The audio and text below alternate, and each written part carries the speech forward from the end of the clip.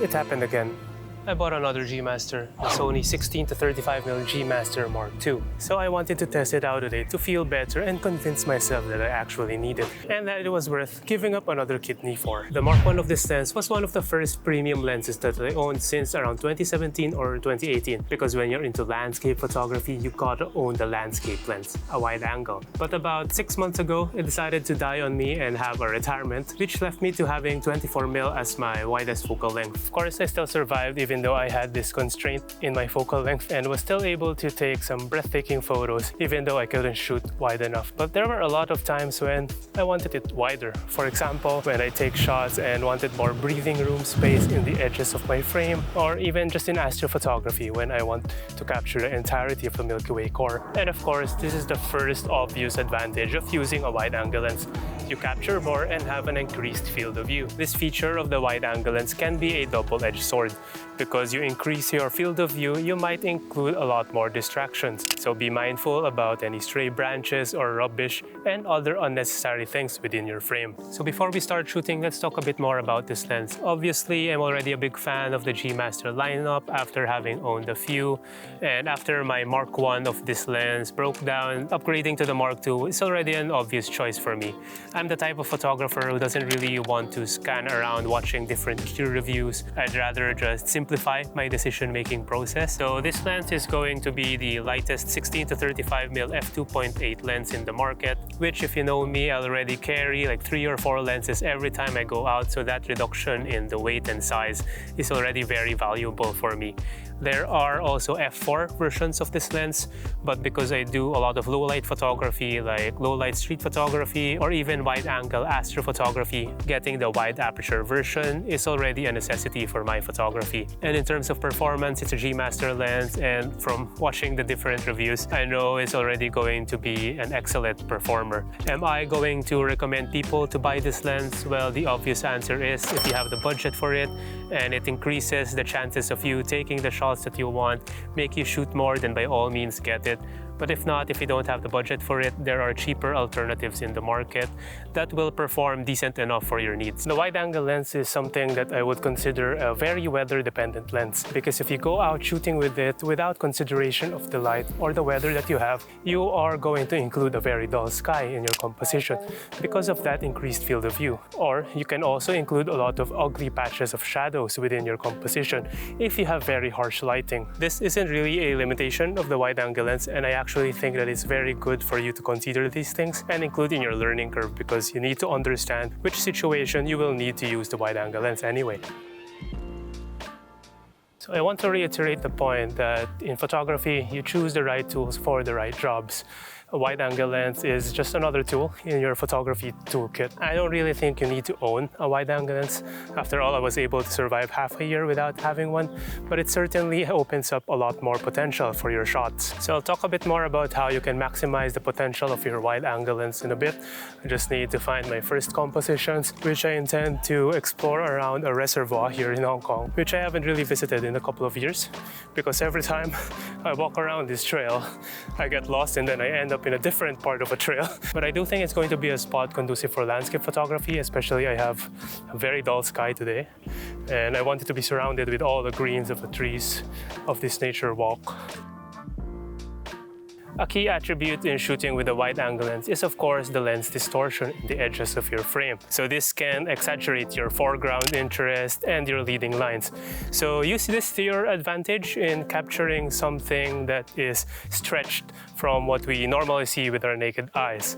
So everything within the horizon and your background will appear minimal. This is going to be very different from the shots that you take with a standard zoom lens or telephoto, where you get that impressive compression effect. So I do think in wide-angle lens photography, it is important to have a very strong foreground interest, because that is going to be a dominating element within your photo.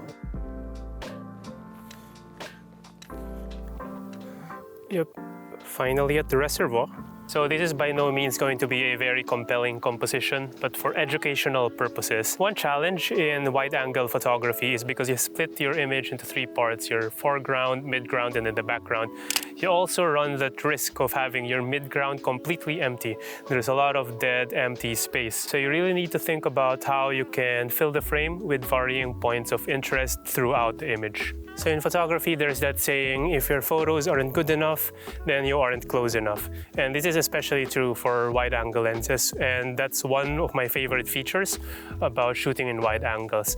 The shots that you take with it feel a bit more inviting and intimate to the viewers because of how close you really need to get, giving that increased depth from front to back, and yeah, it just feels more inviting for the shot. I do apologize, I'm a bit struggling to find some compositions. I found these decent frames around the reservoir, which shows the point about how the foreground being emphasized can make the shot feel more inviting to the viewer. Note the leaves just pull you into the reservoir in the midground and mountains at the back. Would have been a nice shot with a bit more detail in the sky, a shot for another time. So I am losing a bit of light already, but there are a couple of spots that I wanted to check out. So currently I am on an off-road path around the area that should lead up to a waterfall that I haven't seen before. So hopefully I do find it so that I can take more shots to share for this video.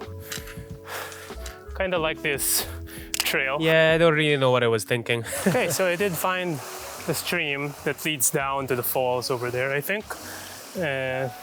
Quite impressive, to be honest. So I gotta work fast.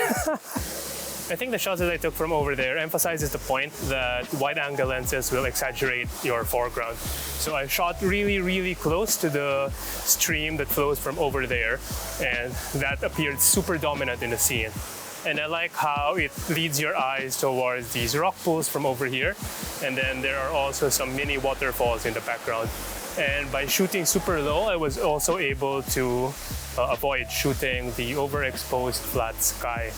And I think the shot worked quite okay. So at least I have a decent shot from today to share with all of you. I think these waterfall shots turned out great, sweeping your eyes throughout the frame. But one thing to note about the wide-angle lenses is the increased depth you introduce by shooting low and capturing the far backgrounds. Be careful not to miss focus if you have this deep of a scene. So for these shots, I had to focus stack. So just very quickly before it reaches sunset, making my final stop to check out this historical looking bridge called the Taita Masonry Bridge, which I think is a very nice subject, and then it's surrounded by the reservoir and some greens of the trees. I can't believe how long this hike actually took me. I'm actually now at around 18,000 steps for the day. So I came from over there a while ago.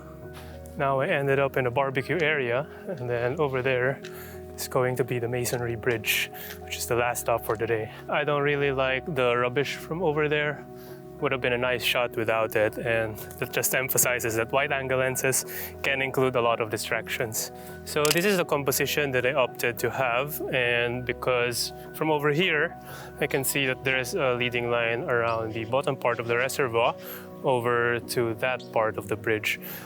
It would work out a lot better if I could go down, but it's an offense to go down because this is a reservoir, so the water here is going to be the drinking water for the Hong Kong residents. So if I go down, I'm going to contaminate it and possibly get fined or even jailed. The only thing I don't like about the composition is because I'm using the wide-angle lens. There is the distracting part over there from the viewing platform. So to counter that, I'm taking a self-portrait. No surprise over there because I like my red shirt. And then if I'm over there, I'm going to also be an interesting element in the frame, I think. So let me know which shot you prefer, the shot with me in it or the one without my face. So I think not too bad for a first day out, and you'll definitely see more of this lens. And hopefully I was able to share with you the advantages and a few disadvantages of shooting with a wide-angle lens so that you can maximize the potential if ever you have one or will get one in the future. And if you enjoyed this video, why don't you check this out? I think you'll enjoy it too. So see you there. Thanks for watching.